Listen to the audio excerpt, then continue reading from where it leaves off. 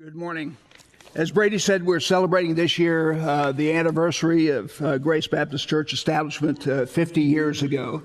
And with that, inextricably connected with that are the buildings and the building programs that have developed over the years. We know in the first century that the church is called an ecclesia, a called out body of believers, an assembly. And we know that the church is not the buildings. Buildings are those of us sitting here today and others who are assembled to carry out the Great Commission of Matthew 28.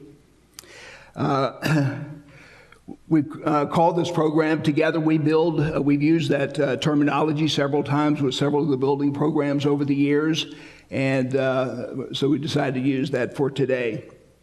The first century churches met in open fields and caves and generally in people's houses. And the Grace Baptist Church started that way, as you learned a few weeks ago, by buying a small rancher at Shelter Lane and Bel Air Drive, later calling its first pastor in 1964. And then soon after that, they acquired this building, which served as Sunday school spaces and so forth for the church. So it was exciting times then, a very small congregation, excited about moving forward, preaching the gospel, and carrying out the Great Commission. As we sit here today, this is the configuration of the buildings that we know here on this campus. Didn't start out that way. It started out with a little green section in the middle. That was the first building in 1966. Additions were added onto it over a period of a number of years. New sanctuary, educational space, more educational space, the sanctuary that we're sitting in today, and then the two-story educational building that we know back off over here to the right. So all of these phases didn't happen at one time, obviously. And the first building was, the groundbreaking was actually started in 1966. And it looks somewhat like this.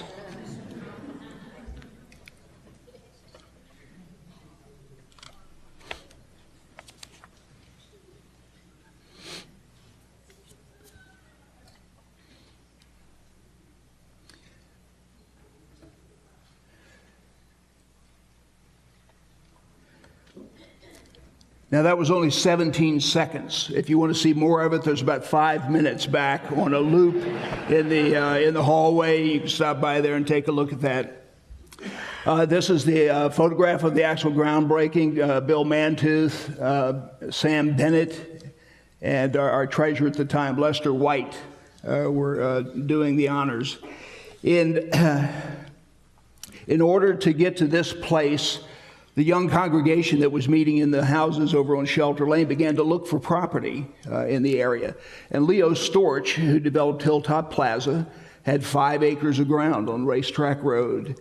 And that young congregation decided to pursue that purchase, and they did, and for $42,500. That was actually an awful lot of money at the time. It was probably equivalent to 10 years' salary for the average wage earner at the church. So it was quite a step of faith. And they set out to purchase this property and to build what is here today. In a article in the Bowie Blade at the time, indicated that after the building was built, that there was approximately 10,000 hours donated for the building of the church. This is the church under construction before it was complete. And this is actually the construction superintendent and his assistant. That's Jack Dean and his father, who worked many, many hours on the building, along with many contributed hours by the members of the church. I wasn't here at the time, but I heard stories about Jack and Grandpa Dean preparing all the stuff during the day and waiting for the members to come home from downtown D.C. or other places, and they would work till dark every night on the building for that first wing. So that building was finally complete in 1967. And it gave just tremendous opportunities for services that were not otherwise able to be done over in the houses. Unfortunately, the first service in the building was a funeral for Betty Brooks, who's Dawn Winger's mother. But after that, there were, this is actually the foyer, which is where the Welcome Center is right now. Stairs on the right led up to the offices, and the room in the back there is where the Sunday school office is right now. That was the main entrance to the building. And this is the young choir. Some of them weren't young, but it was at the early stage of the church here, 15, I think, at the time. But it also allowed VBS to take place. This is a sanctuary at the time. There were also weddings. There were some young couples back then getting married. And that brought on many services and ministries of the church. And it wasn't long before that 200-seat sanctuary was filled, and we needed more room. And so the church voted in 1971 to add the sanctuary on.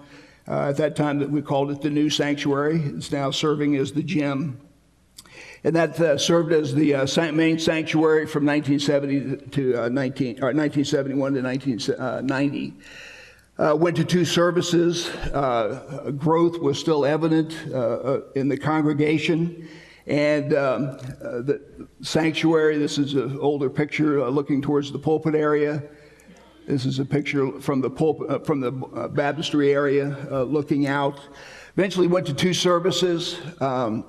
Other ministries were growing at the time, and it wasn't long before, well, this is another picture. This is the Tim Albrighton and the youth choir behind him. That was actually our first praise team. We didn't know we were supposed to call it that at the time, but you can see a little difference between our praise team now and the praise team then. So with all these activities going on, and having the new sanctuary, the old sanctuary was converted into the fellowship hall. Fellowship hall in the original building would probably take 30 people maybe or something like this. So the bigger area was converted to fellowship hall to allow all kinds of functions. This is Charlie Oliphant giving a rendition at a Valentine's banquet, and Ray Morris at the piano. We started the bus ministry to start filling up those new areas that were renovated after the new addition was put on the sanctuary addition. Some of the kids that were picked up during the bus ministry during that time are still going to the church here. Then we added educational space, some rooms off in this direction in 1975. Then after that, another addition, 1983. Much of the building during these early stages was done by volunteer labor. Many hours of volunteer labor. One of the themes in the presentation this morning is the stewardship of the people at that particular time. Bit off little chunks of building to do, a lot of volunteer labor. Occasionally there was money borrowed, but it was borrowed. It paid off quite quickly.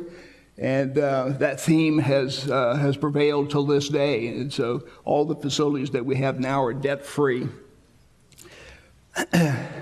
Here's the groundbreaking for that last edition that was just up on the screen.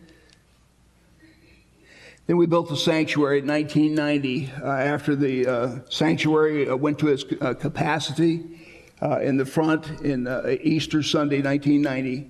The sanctuary was dedicated.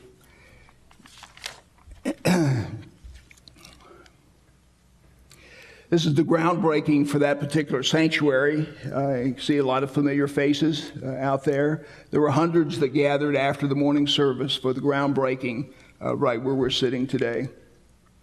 I put this picture in here because we nearly always had Tim, leading some song of some sort, and most of the things that we had back in the day. Shovels ready to go to work. Put this one in here because David is there with a microphone in hand. You see who's doing the work, don't you? So we got guys out there turning over blades of earth so that this sanctuary could start. This is the foundation after it started. This is actually the choir tunnel that's underneath us. Most people probably don't even know it's there. Here's an aerial shot of the sanctuary framing as it was going up. Here's an aerial photograph showing most of the building except the two-story addition in the rear.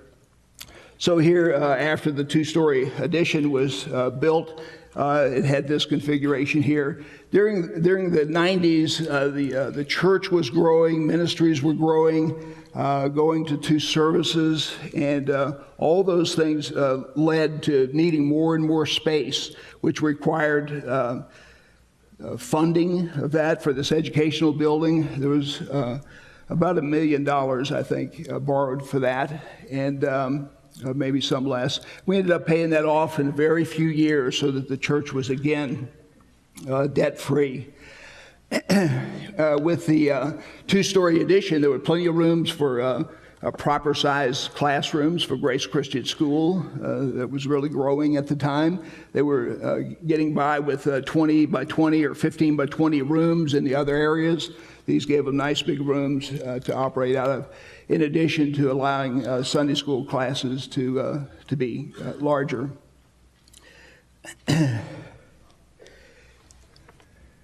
This is a rear view of the 2-story educational building in the back. In order to build this last addition, we had to get special exceptions from the city and the county. We're absolutely maxed out on this property. And knowing that, we began to look outside the boundaries of this 5 acres that we bought from Leo Storch some years earlier. Actually started discussions with next door to perhaps buy their property. They were interested maybe in selling it. We actually started those discussions before we built the 2nd-story addition, hoping that would work out. Didn't. That door closed. We actually suspended our planning process for that addition for a number of months, may even been several years before that door closed, and then we built the educational wing. Well, it wasn't long after that was finished that we needed more space. And at some point, there were discussions with next door again about that, but that never has proven out. And the church, needing space, one business meeting decided to rent space in Crofton, actually voted to rent space and pay out that money in a rental arrangement. The very next morning, Nevi Shalom called and says, "Would you be interested in buying our building?" And God really did provide. The church ultimately named that Jireh Place for Jehovah Jireh, God provides. And over these many years, God has provided. He's provided the people who are sitting out in these pews, those that contribute time and money and energy for the programs, the ministry, and the proclamation of the gospel. And as a result of those dedicated efforts over the years, we have over 8 acres of property, over 75,000 feet of building, tools to use to carry out the Great Commission that's in Matthew 18.